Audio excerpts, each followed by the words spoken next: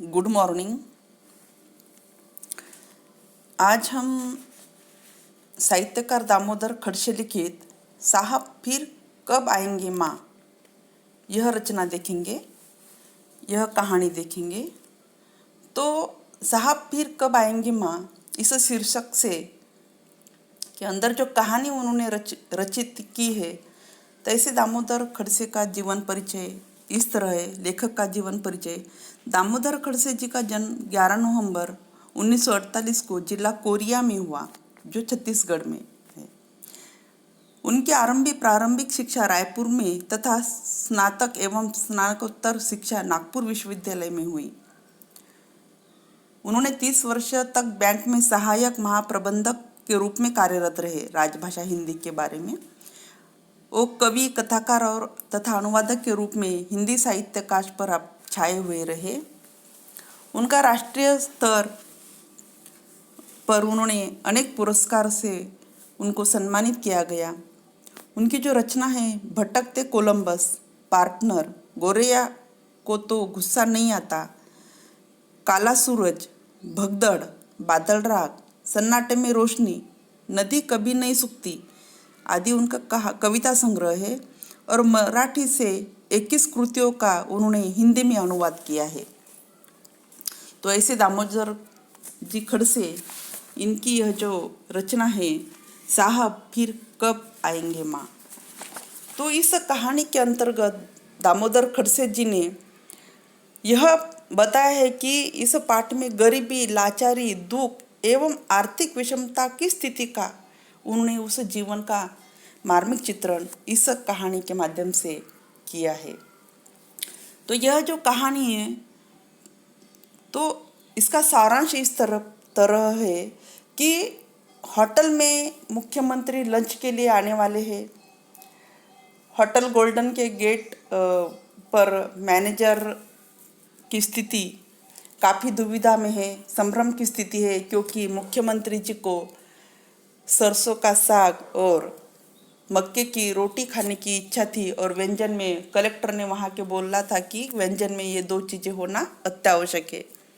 फिर होटल के मालिक दुविधा में गिर गए, क्योंकि उस होटल में मक्के की रोटी और सरसों का साग नहीं था और किसी और होटल से वो लाना उनके प्रतिष्ठा के लिए अच्छा नहीं रहता था, इसलिए वो दुविधा में थे।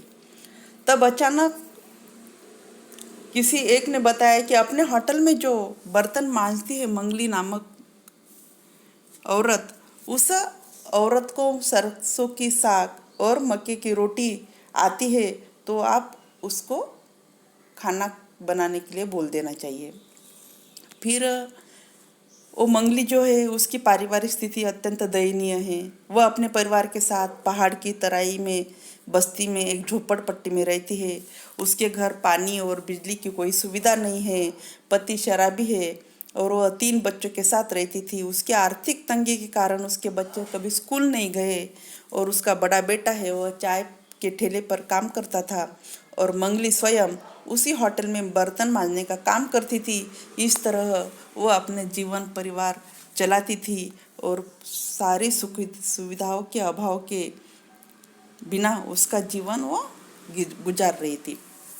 तो फिर जब उसको कहा गया कि, तो ऐसी मंगली थी, तो जब उसको कहा गया कि मंगली, तुझे कल वो मुख्यमंत्री साहब आ रहे होटल में और तुझे सरसों का साग और मक्के की रोटी बनानी है, तो बहुत खुश हो जाती है और उसको लगता है कि चलो मानो मुझे उस लायक तो समझा और मैं यह भूमिका अच्छी तरह से निभाऊंगी। उसको बहुत खुशी होती है, उस पर वो जिम्मेदारी सौंप दी जाती है। दूसरे दिन वो टोकरी में सरसों का साग लेके नहा धो के अच्छे कपड़े जरा से तैयार सज संवर कर आती है और वो खाना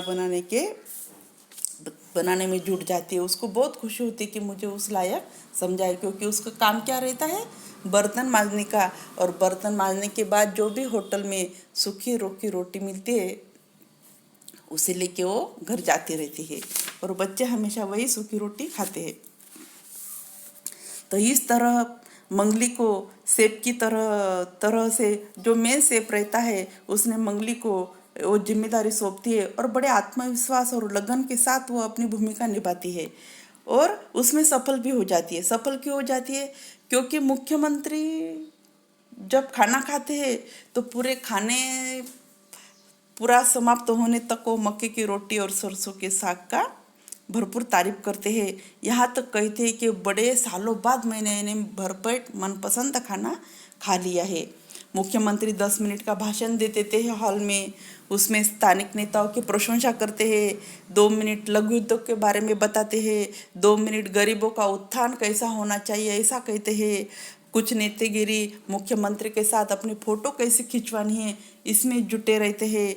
कुछ लोग उसके आगे पीछे उनके घूमने की और कैसे हम कैमरा में दिखने चाहिए इसके लिए आगे आगे आते रहते हैं। ऐसे वहाँ का माहौल है। तो कथा का सार यही है कि मंगली को भी मुख्यमंत्री को देखने की इच्छा रहती है, लेकिन वो पूरी नहीं होती। तो जिस टोकरी में फिर मुख्यमंत्री का खाना हो जाता है, सबका खाना हो जाता है, जब उसको मंगली को घर जाने का समय आता है तो जिस टोकरी में मंगली सरसों का साग लाई थी, तो उस टोकरी में रोटियां, पुलाव, साग, भाजी एक साथ सब उसको मिलता है। यानी कि जो व्यंजन उस दिन बने हैं मुख्यमंत्री के लिए, वो पूरे व्यंजन उसको, वो जो मुख्य शेफ रहता है वो शेफ उसको टोकरी में भर के देता है। और उसके पूरे दिन की मेहनत उसको क्या मिलती है? 50 रुपये। तो सब लेकर होटल से बाहर निकल पड़ती है। होटल से बाहर आ जाने के बाद वो पूर्वावस्थ स्थिति में आ जाती है। पूर्वावस्थ स्थिति में आना है ना कि क्या, अनजाना अपरिचित जैसे कि बर्तन मांजने वाली मंगली है वैसे वैसे। तो फिर उसकी 6 साल की बेटी, बड़ा बेटा, पति सब उसका इंतजार करते हैं। और फिर उस दिन सब भरपेट खाना खाते हैं। क्यों भरपेट खाना खाते हैं? क्योंकि हमेशा वो रूखी सूखी रोटी लाती है। आज उसने होटल में जो भी व्यंजन बने हैं उस सब व्यंजन लेके घर जाते हैं और उसी दिन पूरा परिवार आराम के साथ भरपेट खाना खाता है। और वो बताती है कि रात को सोते समय अपने बेटी से कि बड़े साहब आए थे इसलिए इतना सब बनाया होटल में। तो फिर वो सोते सोते एक बार कहती है अपनी माँ से कि माँ, साहब फिर कब आएंगे? कहने का तात्पर्य यह है कि उसने ऐसा प्रश्न क्यों पूछा? उसे मुख्यमंत्री से लेना देना नहीं, कलेक्टर से लेना देना नहीं, क्यों पूछा उसने ऐसा प्रश्न कि साहब फिर कब आएंगे?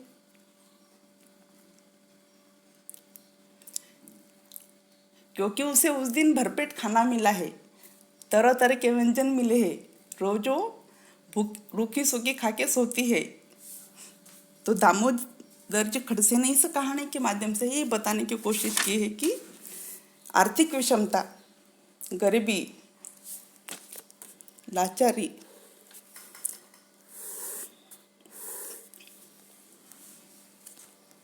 और वो अभावग्रस्त जीवन का मार्मिक चित्र उन्होंने अपनी कहानी के माध्यम से किया है।